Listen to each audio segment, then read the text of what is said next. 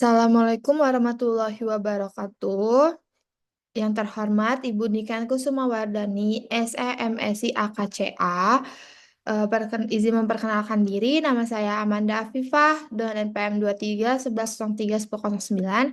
Di sini saya akan mempresentasikan materi tentang konsolidasi pada anak perusahaan yang dimiliki penuh. Yang pertama ada prosedur konsolidasi, termasuk kertas kerja dibuat untuk menggabungkan akun-akun dari induk perusahaan dan anak perusahaan. Titik awal persiapan pembuatan laporan keuangan konsolidasi adalah pembukuan dari masing-masing entitas. Lalu ada kertas kerja konsolidasi, merupakan mekanisme yang efisien untuk menggabungkan akun-akun dari perusahaan yang terpisah untuk menyesuaikan saldo gabungan menjadi angka yang digabungkan di pelaporan.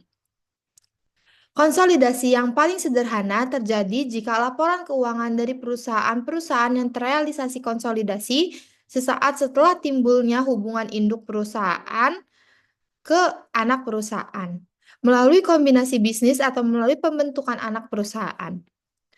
Jurnal saat kepemilikan penuh dibeli pada nilai buku. Di sini ada jurnalnya, yaitu yang pertama ada biaya per investasi, nilai buku itu adanya di debit, lalu diikuti dengan saham biasa PT Anak dan saldo laba PT Anak terdapat di kredit.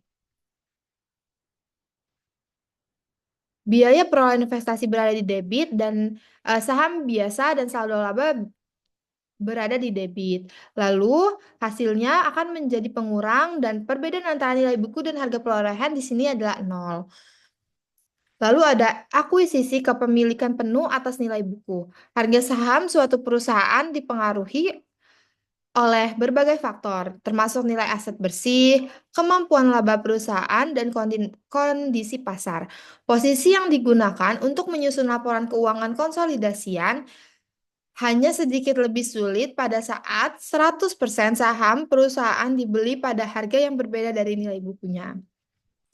Perlakuan posisi positifnya adalah alasan membeli saham lebih tinggi dari nilai buku. Yang pertama ada kesalahan pembukuan dari perusahaan, yang kedua selisih nilai wajar di atas nilai buku, dari nilai aset bersih, yang ketiga ada keberadaan goodwill. Keberadaan goodwill pada saat perusahaan membeli anak perusahaan pada harga di atas total nilai wajar aset bersih anak perusahaan yang dapat diidentifikasi. Lalu ada akuisisi kepemilikan penuh di bawah nilai wajar. Perusahaan seringkali membeli saham pada harga lebih rendah dari nilai wajar aset. Harga akuisisi dari perusahaan pengakuisisi mungkin kurang dari nilai wajar dari aset bersih karena beberapa aset terverifikasi secara salah. Atau karena transaksi penjualan terdesak di mana penjualan butuh penjual yang secara cepat. Lalu ada konsolidasi sesaat setelah akuisisi 100%. Kepemilikan dibeli nilai buku.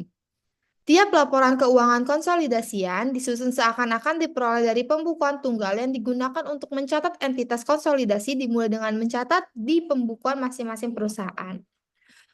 Konsolidasi setelah akuisisi kepemilikan 100% dan diakui lebih besar dari nilai buku. Dalam banyak kasus investasi, perusahaan menginvestasikan dalam perusahaan lain dibeli melebihi nilai buku saham yang diakuisisi. Selisih lebih harga beli dibanding nilai buku aset bersih teridentifikasi yang dibeli harus dialokasikan ke aset dan liabilitas yang dibeli, termasuk goodwill. Revolusi harus dibuat di kertas kerja konsolidasi setiap penyusunan laporan.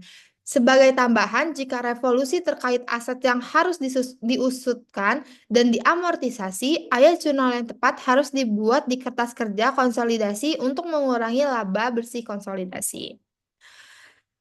Sekian pemaparan materi dari saya, kurang lebihnya mohon maaf. Wabillahi taufiq wal hidayah. Wassalamualaikum warahmatullahi wabarakatuh.